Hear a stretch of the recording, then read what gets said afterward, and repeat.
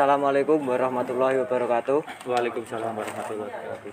Perkenalkan, kami dari mahasiswa Universitas PGRI Semarang, Fakultas Pendidikan Ilmu Pengetahuan Sosial dan PJKR. Kami ingin mengerjakan tugas penjas adaptif yang bertemakan cerebral palsy. Dan kami akan mewawancarai salah satu guru di Sekolah Luar Biasa Negeri Weleri dengan Bapak Teguh Budiarto. Budianto. Bapak Teguh Budianto. Nggih. Nggih. Untuk pertanyaan yang pertama, kesiapan apa saja yang dilakukan sebelum melakukan aktivitas pembelajaran penjas? Ada anak yang berkebutuhan khusus. Ya, seperti biasa, kita pertama itu dengan pemanasan dulu. Ya, setelah pemanasan, nanti dalam arti kan kita tahu anak dulu itu kemampuannya seperti apa gitu. Kita mengajar itu ya dalam arti kan ada ketunan sendiri, setiap jadwal ada tunagrata ringan sama sedang, terus tunarungu wicara lah, itu dibagi-bagi. Biasanya berita tunagrata ringan digabungkan dengan C1 lah, itu yang tergantung kelasnya. Itu kalau tunarungu wicara kan ada tersendiri gitu. Kalau tunadaksa ada Pak di sini, Pak? Tunadaksa juga ada. Tunadaksa, autis, tunanetra, sama udah itu. Tunarungu, tunadaksa, tunagrata ringan, sedang, autis sama tunanetra yang ada di sini. Ya. Untuk pemanasannya apakah sama dengan anak yang normal gitu, Pak? Kalau normal yang umum atau normal yang umum? Normal yang umum. Iya. Pemanasan beda, kita harus melihat kondisi anak itu. Maksudnya dalam arti kita mengikuti pemanasan sesuai dengan gerakan anak itu. Dia mampu apa tidak. Kalau dia mampu berarti gerakannya pemanasan seperti itu. Kalau di SD umum kan pemanasan seperti biasa itu. Dalam arti kita gini terus diangkat itu tangan itu bisa. Kalau di sini kan kadang yang C1 kan agak susah gitu. Kadang kita gini, ada yang ngobrol di belakang, ada yang dogelutan gitu, berkelahi. Kalau yang C itu ya mampu kita mempraktekkan pada waktu pemanasan itu, yang C itu mampu. Kalau yang C1 harus didampingi wali kelasnya kalau pemanasan. Kalau yang tunagrata ringan itu mampu.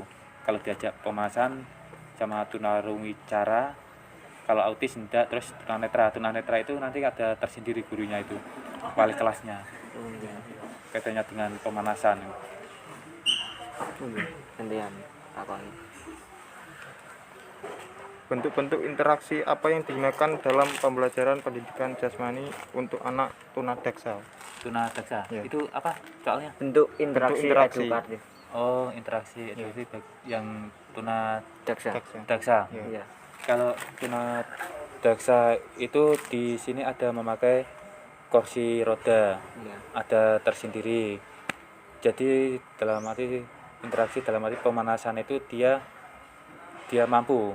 Itu kan sama dengan yang C, cuma fisiknya itu yang kurang gitu. Kadang ada jalannya gini, kakinya itu pakai sandal, jadi jalan. Terus kalau main bulu tangkis itu dia bisa apa itu memukul bola itu. Tapi pakai bantuan kursi roda itu tadi ya, Pak?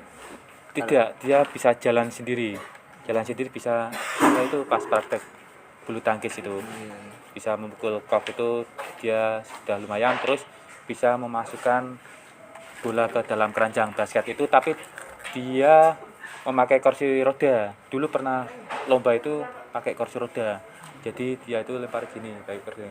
Ya, soalnya itu kan aturannya pakai kursi roda. Kalau dia pakai kursi roda juga bisa gini, kakinya agak gini terus dilemparkan bisa, tapi aturannya pakai kursi roda kan dia pakai kursi roda gitu. Kalau yang tunadaksa ya. Pertanyaan Untuk olahraga yang tepat untuk penderita tunadaksa itu olahraganya intensitasnya sedang berat atau gimana, Pak? Kalau katanya dengan pembelajaran yang tunadaksa itu, kalau yang tunadaksa sedang itu yang pakai kursi roda, tapi kalau pada waktu praktek dia mengayun roda itu, kursi roda ini agak berat. Soalnya tergantung tangannya itu. Tangannya agak kecil, jadi agak sedikit, maksudnya dalam artian tidak cepat itu gerakan ayunan tangan yang tunadaksa. Di sini olahraganya yang itu apa, contohnya yang kursi roda itu bolak-balik pakai kursi roda gitu, ayo terus gitu ya. Itu terus sama yang bulu tangkis ya bisa, itu sama basket juga bisa yang tunadaksa. Itu kalau tunadaksa ringan, kalau di sini ikutnya D1 semua. D1 kan tunadaksa sedang. Iya. Kalau yang D itu tunadaksa ringan. Jadi yang tunadaksa sedang itu yang fisiknya agak kurang gitu, yaitu yang kalau yang ringan itu cuma kirinya tangannya agak gini, itu termasuk ringan. Yang itu apa itu katanya dengan fisiknya itu. Yang kalau sedang kan kadang kakinya gini lah, itu termasuk tunadaksa sedang gitu. Kalau yang tunadaksa ringan kan ikut UN, kalau pas kemarin ikut ujian nasional, jadi dia itu ya paham kalau materi gitu. Nah, kalau yang tidak paham berarti ikutnya D1 tunadaksa sedang, soalnya kan belum mampu menguasai materi itu. Nah, itu. Apakah anak yang mengidap tunadaksa ini berkaitan dengan olahraga ya? Apakah mereka bisa tumbuh berkembang menjadi seorang atlet apabila dilatih gitu? Masih ada besar kemungkinan. Insya Allah bisa itu Mas. Sekarang kan atlet NPC itu kan tunadaksa itu kan kadang ada yang juara satu tingkat internasional apa tingkat nasional gitu. Yang kemarin ada NPC Paralimpik itu yang ada di Telif itu kan, dia itu ya tunadaksa di Kabupaten Kendal. Kemarin adanya cuma tunanetra juara satu. Tunanetra itu lari terus dampingi guide, itu juara satu kemarin tingkat nasional. Terus di apa itu dilombakan di tingkat internasional di Bahrain, juara satu itu yang tunanetra.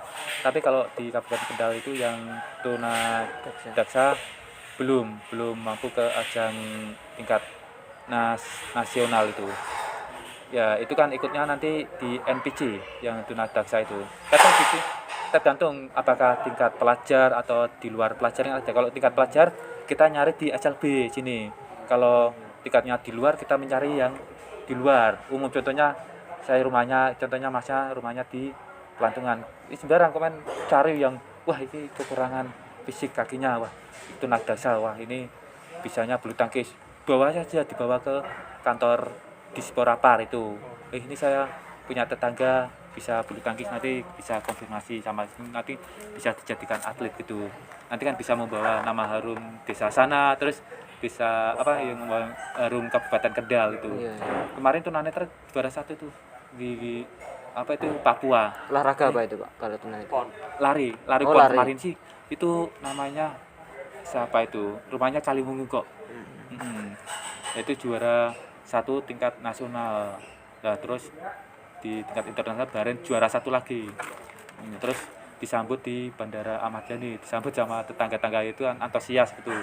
Soalnya kan membawa nama harum Desa Kaliwungu sama NPC Kabupaten Kendal itu. Tapi kalau di Kabupaten Kendal kalau ada atlet yang bagus itu masuknya di apa? Di bawah provinsi itu maksudnya di Gojlok gitu. Oh iya. Ya. Kesulitan apa yang dihadapi dalam menyampaikan materi untuk anak tunadaksa?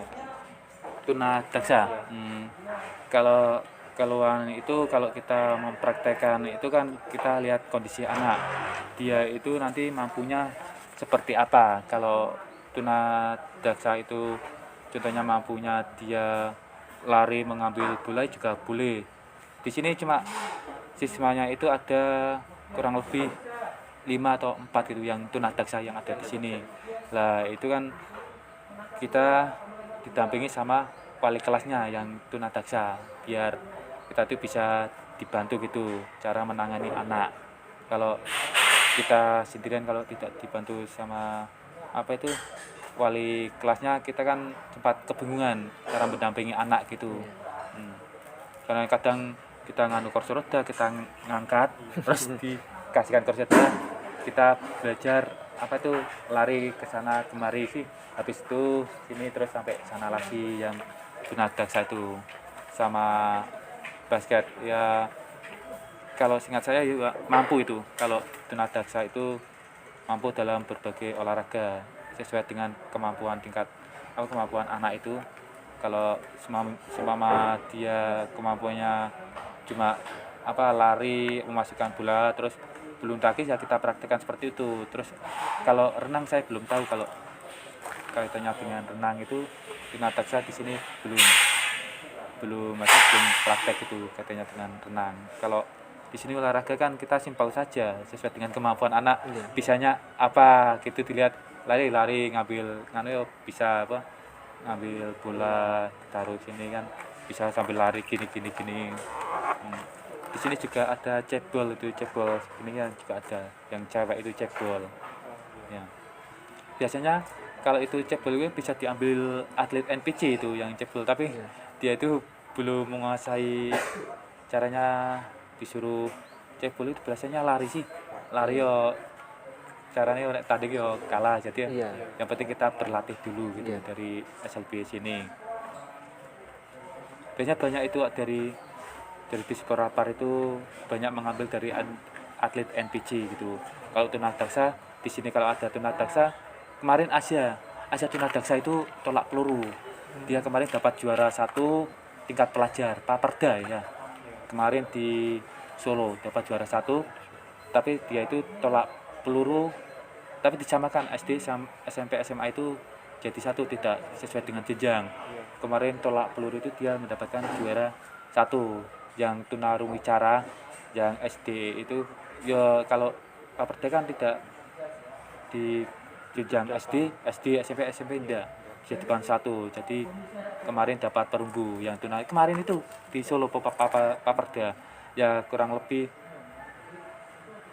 3 minggu atau 2 minggu kemarin dapat hadiah gitu, juara 1 tunadaksa yang namanya Asia itu Amit Sewu, tangannya gini tapi dia kekuatannya tangan kanan, jadi dia bisa menolak lempar gitu sejauh-jauhnya gitu. Kemarin dapat juara 1 medali emas di tingkat pelajar Paperda ya. Untuk pertanyaan yang terakhir, bagaimana cara mengembangkan rasa percaya diri untuk anak yang mengidap tunadaksa, Pak? Kita harus memberikan motivasi, bahwa kan kita harus melakukan motivasi biar anak itu semangat. Kamu kalau kalau pas pada waktu lomba kamu harus semangat, pada waktu latihan nanti kamu bisa ikut lomba juara 1 tingkat provinsi gitu. Nah, dia kan semangat. Jadi dikasih masukan yang positif gitu, yang bagus-bagus motivasi. Nah, ya biar dia itu kan bisa melaju ke tingkat kabupaten, provinsi, bisa ke tingkat nasional. Diberi motivasi, kalau dia diberi motivasi nanti anak itu dalam arti bisa minder, aku paling ora iso kayak ya, kamu bagus, kamu bisa ini, harus kuat. Nah, dia kan semangat, jadi bisa termotivasi, bisa melaksanakan olahraga dengan baik dan bisa maksimal gitu. Kalau ada lomba atau bisa dibawa gitu. Ini dikasih lomba, contohnya lomba kursi roda, balap kursi roda 100 meter. Nah, tinggal ambil aja sana ya gitu. Lomba kursi roda itu biasanya banyak. Kemarin lomba kursi roda juga ada, terus tolak peluru juga ada yang tunadaksa. Kalau renang juga ada, tapi renang itu dari SLB Boja. Surya Gemilang itu ada sih, SLB Boja itu renang itu juara 2 apa 1 saya belum tahu, dari SLB Surya Gemilang. Di sini SLB kan ada 6. Nah, yang negeri itu cuma 1 sini yang negeri, tapi yang swasta ada 5. Ada yang di Patean 1, Jogja 1, Skorjo 1, Kaliwungu 1 SLB Swadaya. Yang dari SLB Swadaya yang tunanetra malah dia itu masuk ke sini malah tunanetra, soalnya kan dia itu pengennya diajar sama Pak Kanafi. Nah, dia langsung pindah. Masa di situ kan ada guru yang lain, tapi dia itu pengennya diajar ini ya, pindah itu mengikuti gurunya ya, gitu soalnya kan wis klop. Kalau diajar yang lain kadang kan tidak klop, malah tidak berangkat tidak terus fokus gitu. Kemarin kan diikutkan lomba nyanyi tunanetra, tapi dia ya mampu. Pak, sebagai penutup Ya, dari Bapak, apakah ada poin-poin penting yang mau disampaikan untuk anak-anak yang mengidap kurang normal gitu.